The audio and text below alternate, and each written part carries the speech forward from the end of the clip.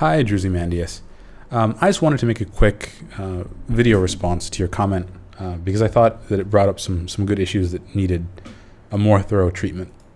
I think we can settle some of the legal fogginess surrounding these issues on purely formalistic legal grounds. Academic freedom in the US has been taken up by the Supreme Court. Check out the relevant Wikipedia entries. The Supreme Court has already said that colleges and universities decide for themselves the following. 1. Who may teach? 2. What is taught? 4. How it should be taught. 3. How it should be taught. And 4. Who may be admitted to study. As such, there is no precedent for the government to decide what may or may not be taught at universities.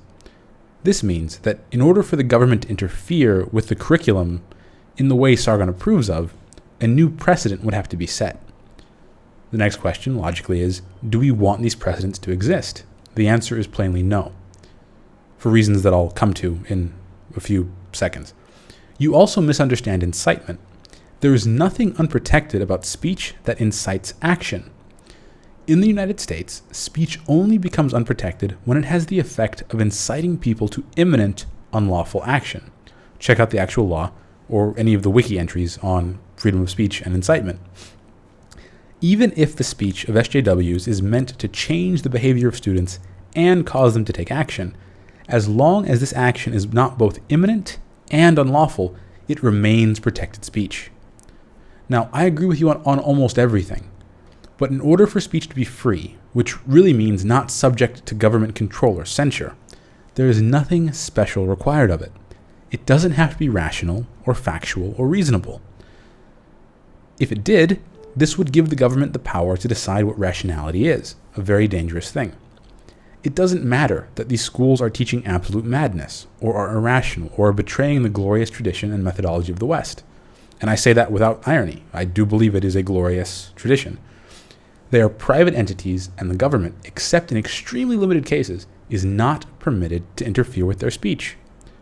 I know what you mean by behavior modification as well, but all speech is behavior modification. Otherwise, we wouldn't say it. We wouldn't use it. Sometimes it's systematic, sometimes it's not. Just because you don't like the ends to which this behavior is being modified doesn't mean you get to use government force to stop the speech you don't like.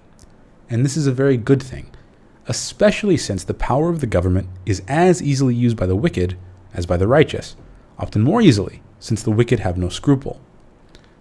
This has somewhat baffled me in this debate.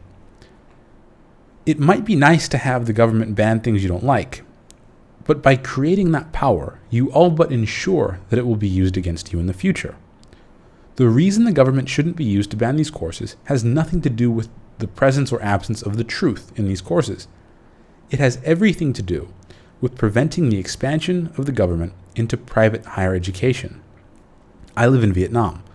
Trust me, government interference in this domain is extremely perilous to the mental life and intellectual future of the West.